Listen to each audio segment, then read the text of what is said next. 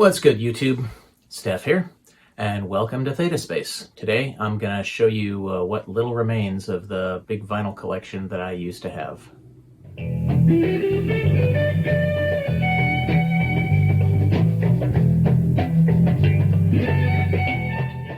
So I'm a child of the 70s and 80s, so through my teens and 20s I had a lot of vinyl LPs. I don't think I ever counted them, but at a rough estimate, I'd say it was about a couple hundred, maybe. I know that's not huge as vinyl collections go. And most of what I had wasn't particularly noteworthy. I think I started collecting Pink Floyd in my preteens, because that was a group that I picked up on from my dad. And by high school, I'd managed to collect every Pink Floyd and Yes album and a few by Hawkwind. I had the Rush Archives album that omnibused the first 3 LPs. I had the greatest hits of Queen and Eagles. I had In the Court of the Crimson King. I think I picked up Genesis Nursery Crime when I was in high school too. And I started on Blue Oyster Cult when the guitarist of the band I played bass in added the Reaper to our repertoire. And I started getting into metal around that time too. So Iron Maiden, Metallica, Metal Church. Never cared for Van Halen or Judas Priest or Slayer, I don't mind telling you. They just never turned my crank. But Black Sabbath, Deep Purple, I was into that. Some Jethro Tull, you get the idea. I was into hard rock and prog. I bought used when I could to save money. Hermosa Beach had a good used record store called Recycled Records, and I managed to find a few bootlegs there too. So I kept on buying records into my 20s. I think the last time I bought one was sometime in the mid-90s when I fully committed to CDs. But by then I had all of Pink Floyd through a momentary lapse of reason.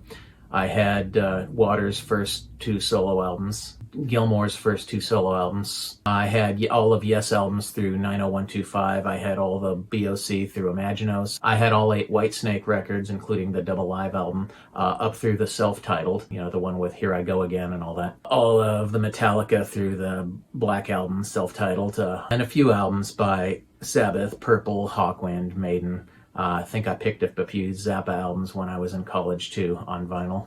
I mean, if I sat down for an hour and tried to write down everything that I had, I might remember most of them and get pretty close, but that's not the focus of this session here.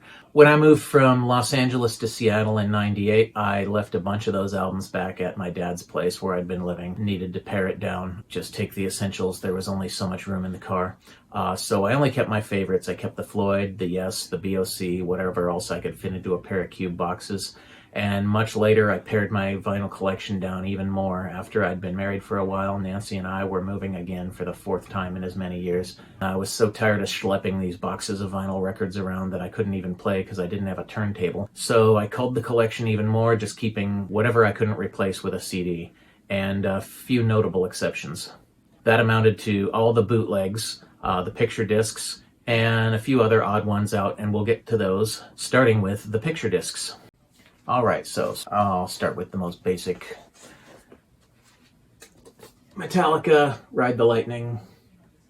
My favorite Metallica album, probably still to this day. Apart from that, there's not much to say about it. It's the only copy of the album I ever owned. I had regular copies of the other albums. That's what was available when I was shopping for a copy of Ride the Lightning. Next, I've got the Seeing Eye Gods EP, 5 songs on it. The college radio station in Seattle had a regular feature called Virgin Vinyl. They did, I think, once a week where they'd be premiering new discs that had just come out, and they had this one.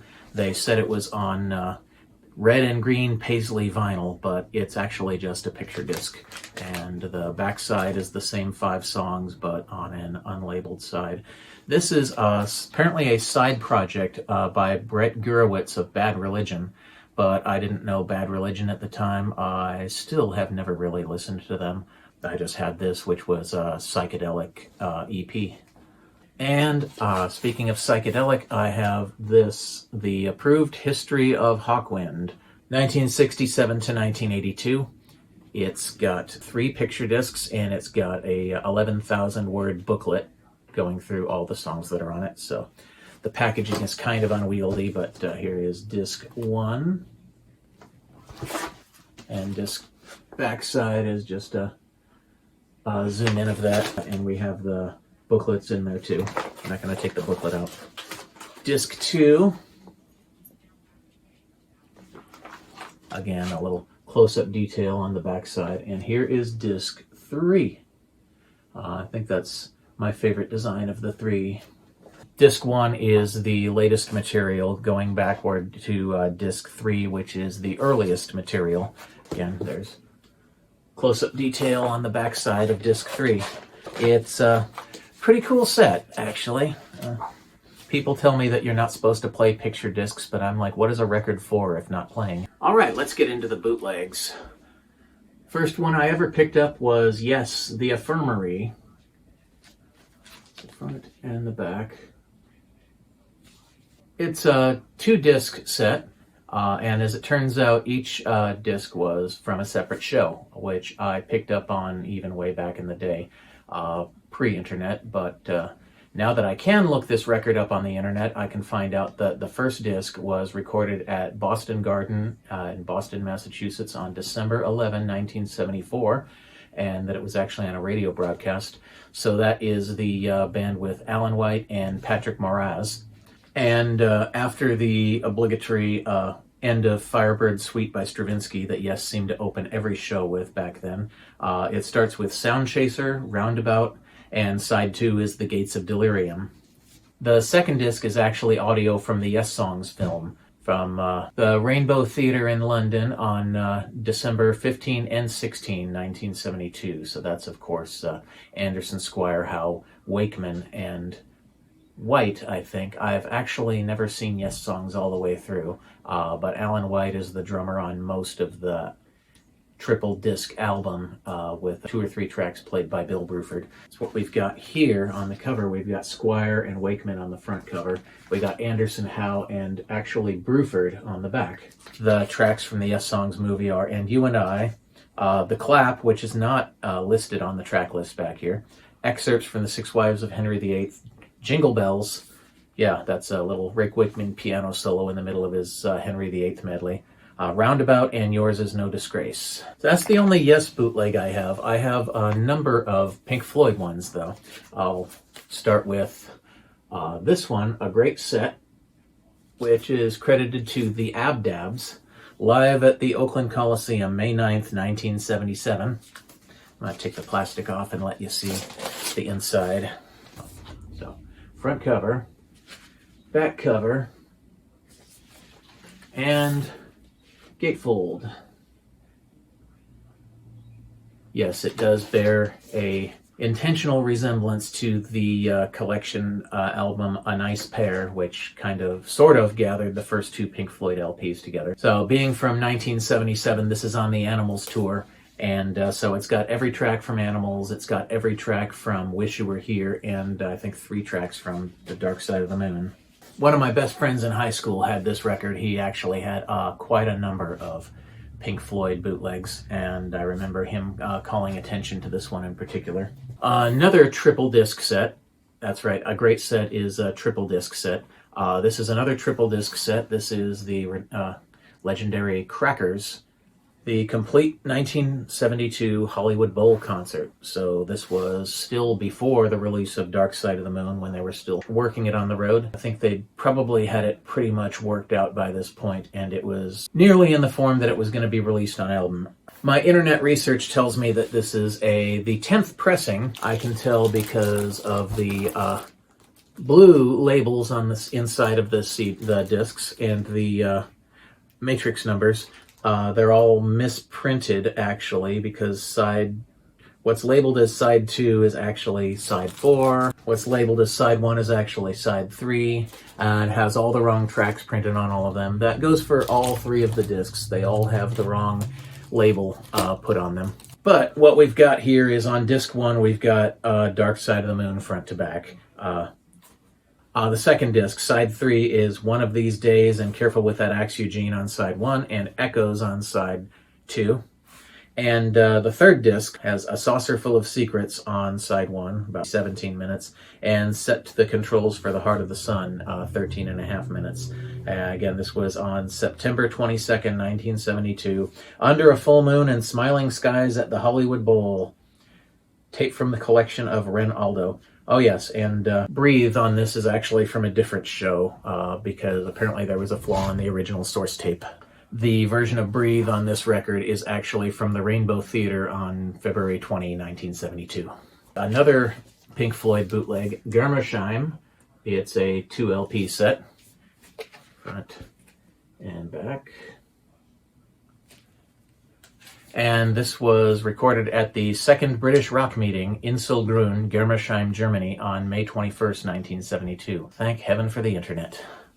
We got Adam Heartmother and Set the Control for the Heart of the Sun on side 1, One of These Days and Careful What That Axe on side 2, Echoes on side 3, and Saucer Full of Secrets on side 4.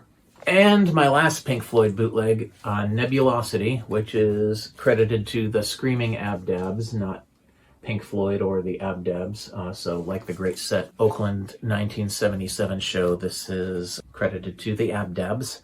Like the Yes bootleg, this was recorded at 2 separate concerts. Each disc represents a different show. So what we've got on disc 1 is from the Rainbow Theater in London, December 20, 1972, the same show that the recording of Breathe on Crackers was taken from. So disc 1 is the complete Rainbow Theater London performance of Dark Side of the Moon. The second disc is from the BBC Paris Theater in London, and that was on September 30th, 1971. And that gives us Fat Old Sun, One of These Days, and on side 4, Echoes. So that's the Yes, the Pink Floyd, and I got one more bootleg here. This single disc Little Feat, Electric Lycanthropy, official, unofficial bootleg. Apparently the band encouraged its release. Little Feat's another band that my dad put me onto, so I saw this and I was quite happy to find it because there's just the excellent live album Waiting for Columbus, but this is from between the releases of their 3rd album Dixie Chicken and their 4th album Feats Don't Feel Me Now, performed for a small and intimate assembled studio audience, Ultrasonic Studios in Hempstead, New York on September 9, 1974. Side 1 we got Rock and Roll Doctor, 2 Trains, When the Shit Hits the Fan, and On Your Way Down. The version of The Fan on this one is actually the same one that's on the Hoi Hoi compilation album. Side 2, we got Oh Atlanta, a medley of Spanish Moon, Skin It Back, and Fat Man in the Bathtub. And I always thought that Spanish Moon and Skin It Back would medley up very well together. So that brings us to the last batch of the records, the ones that, for whatever reason, I either thought I couldn't replace on CD or I had some other reason to keep.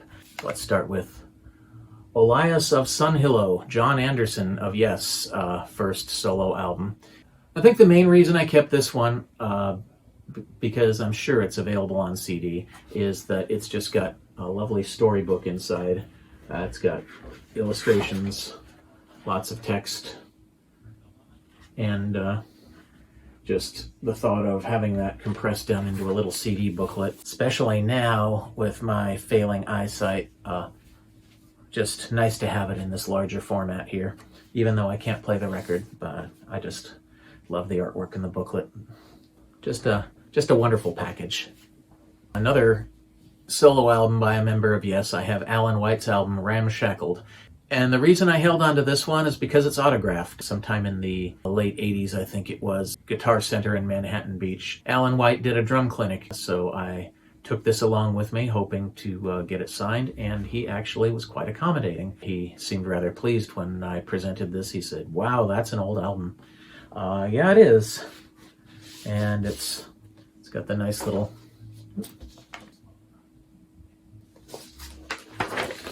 Got some nice artwork in here too, and the lyric sheet all in colors. Backside. And I got 3 Frank Zappa albums. London Symphony Orchestra 1 and 2. The reason I held on to these 2 is because at the time that I was culling my record collection, the only CD release of the London Symphony Orchestra records was a compilation of tracks from both of these 2 albums, so neither one was available complete on CD. So I held on to both of those, figuring that I would get a turntable and digitize them at some point. Still haven't gotten around to that, but in the meantime, both albums have been released in their entirety on CD since.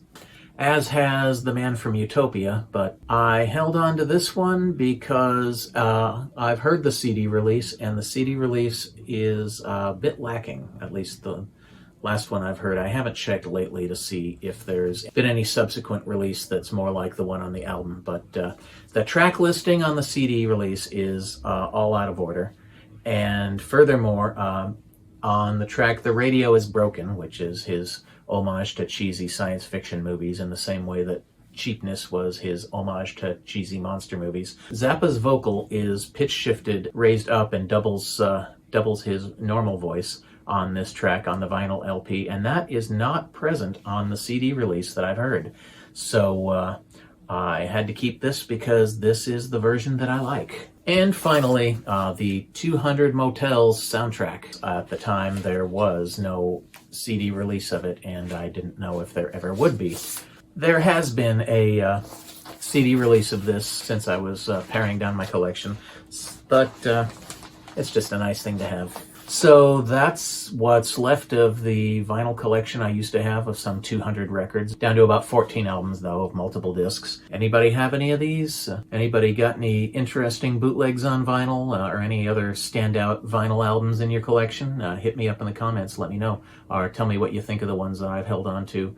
Also, please hit the subscribe and notification bell. They don't cost anything. Next time, I'm gonna be reviewing this jazz fusion album by Continuum. So if that interests you, stick around for that. Keep watching this space. That's it for now. Steph out. Peace.